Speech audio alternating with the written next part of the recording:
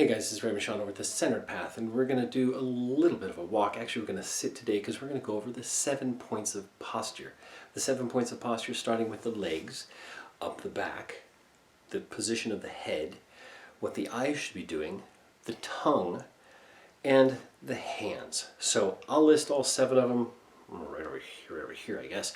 And I'll show you the video that I did to explain to people how to easily sit and what has to happen in the mind and why we want to sit in those positions and why we want to do this work very specifically in an order.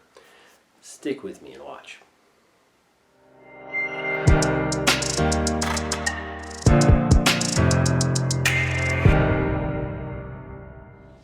Hey guys, this is Reverend Shadow of the Centered Path, and today we're going to go over the 7 points of posture. So I'm going to set out just like that. My zabuton, my zafu, all this stuff. So I have a cushion. I have 2 different kinds of cushions, as you can see. We have a nice big square one, which is just a mat. And then we also have here, we have a nice round one. Now you can use, you don't need to buy one of these. You can also use what we have here in our place. We have these little cool benches. You can either buy one or you can actually build one. It's very nice, easy. It's about, I'm going to say 6 inches wide, 15 inches long, about a, a good 3/8, 4/8, I don't know, a ½ inch thick, something like that. And it's got these 2 nifty little hinges. Then we set up 2 other pieces. We just cut them off here, and then we angled them so that they have a little bit of an angle, as you can see, right there. Okay, coming down this way. And that gives it a way to sit, so when we sit on it, we're actually putting it underneath us. So this way, we go like this. Oops, I just hit that with the thing. So we have this here, we put it underneath our legs. I don't know if we can see that. You can't actually, so we'll lower that down. There we go. So we can go like this. Like this, and we can sit rather comfortably. Very common you see these in Zen practice, and very common you see these in some of the mindfulness practice. Now it's really nice. The feet are underneath here, my heels and my legs are stretched out, my knees are very comfortable, and I'm able to sit up nice and straight. But we are going to use something completely different. We're going to use this nice cushion. Now, you can use a rolled up blanket or a folded blanket and then a rolled up towel. It's very easy to do. So we're going to do these this way. We want to sit in 7 positions. Not 7 positions. We're going to sit in the different positions for meditation. Okay. Number 1, our legs should be folded. Now you can fold them in many different ways. Don't worry about that. Now if you want to sit in a chair, you totally can. All you got to do is sit up straight. Comfort's going to be the key. This is something that I explain to everybody who gets meditation training. But you can do a Burmese style, which is legs are like crisscross applesauce, if you will. You can sit that way. Very simple. That would be like a quarter lotus. If you want to have one leg in front, which is very easy to do, this is called a Burmese style. If you want to do a half lotus, we would have the left leg underneath, the right leg on top. And notice I'm sitting on the edge of this cushion, so that rolls my pelvis forward, which will help keep my back straight. Because if I start leaning this way, I'll start to slouch. And when you start to slouch, you get very, very tired and your back starts to hurt. We don't want to have that, do we? So the second part is I sit in this half lotus position. I've become used to it. If you have bad knees or bad hips, it's out of the question.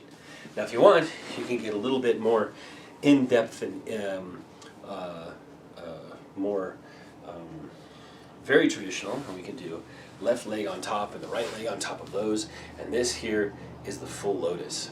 Now me, I can get into it. Sometimes it's harder to get out of, especially after a certain amount of time, and I'm just not used to it. I am over 50 years old, and I've had enough injuries to, 1, know not to do that, and 2, not push myself. So remember, meditation should be a comfortable and fun experience, because if it's not fun, you're not going to do it. So we need to find the comfort, and we need to find something, but we have to have some structure. Now some places will tell you that if you do not sit these ways, you cannot achieve any of the jhanas or any of the levels, and that is complete nonsense, because you can achieve these in any way, shape, or form. Now what happened with monks, for example, who have injuries in their back, I've met many back injuries, knee injuries, hip injuries, and for no other reason, they can't sit that way, so they have to have some options. And so many times they'll just sit in a chair. And the chair, again, is perfectly fine. So again, I'm going to get into my half lotus position here. Now if we notice that legs, I want them to be comfortable. We kind of wiggle around into our position. I'm sitting again at the edge of the cushion so that my pelvis rolls forward. I'm sitting right on those sitting bones called the ischial tuberosities.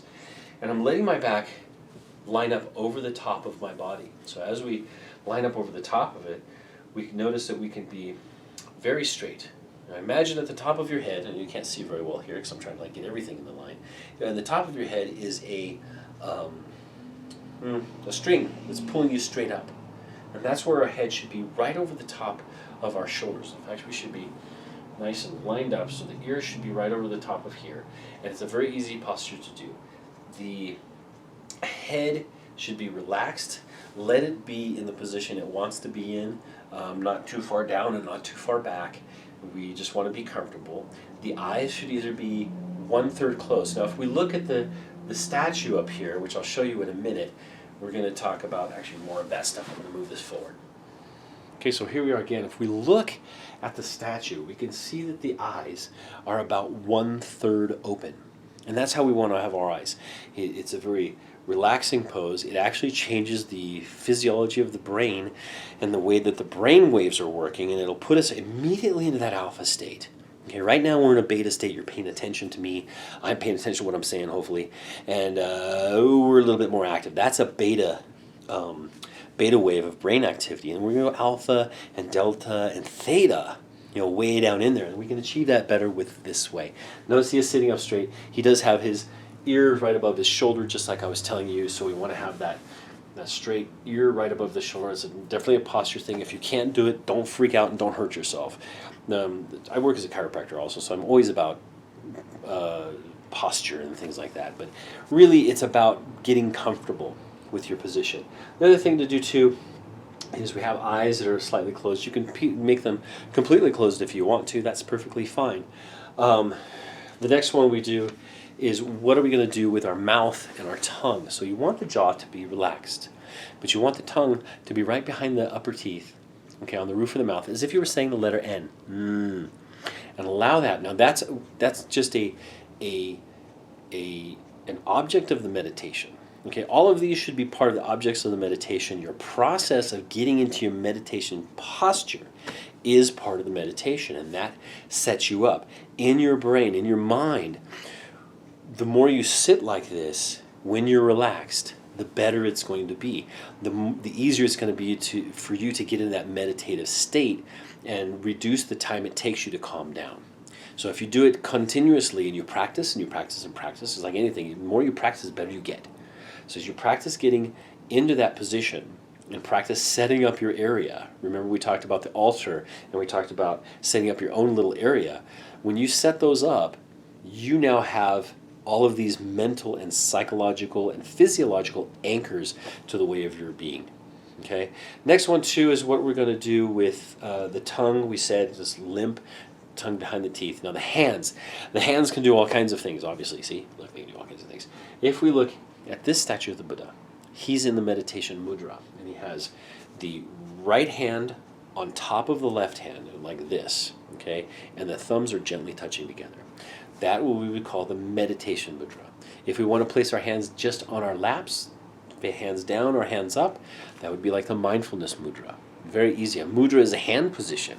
Now there's many other ones we can do. You can just fold your hands you can just put your hands folded in your lap if you want. Now if we're holding them this way, they're sitting on your lap. It's about right between your belly button and the very bottom of you. That place is called the dantian or the hara if you're into qigong or tai chi, okay, or even martial arts. There's like the center of your gravity and the center of your power is in that section right below the belly button. And this is why it was so big in China and Japan. That's why they like that, is because it follows some of their other teachings through Taoism and traditional Chinese medicine, which is about 3,500 years old anyway. So that's kind of the main variation. So sitting up nice and straight. If you're sitting in a chair, your hands are going to be flat on your on your thighs, either palms down or palms up, or in the meditation mudra itself. Now, other ones you can do, you've seen people do like these kind of things, or this kind of thing, or whatever. Those are Hindu. They're useful. They're very useful. And we'll go over a whole video on how to do hand mudras and stuff like that. So we'll have to stay tuned for that. But anyway, this is Reverend Sean over the Centered Path. Go ahead and subscribe at the bottom. Leave me a thumbs up or a thumbs down. Give me a comment. Ask me a question. I'll make sure and get back to you on that. This is actually from questions and for my class, which I have here in Colorado. So anyway, I hope you're doing well. Do your meditations. The more you practice, the better you'll get.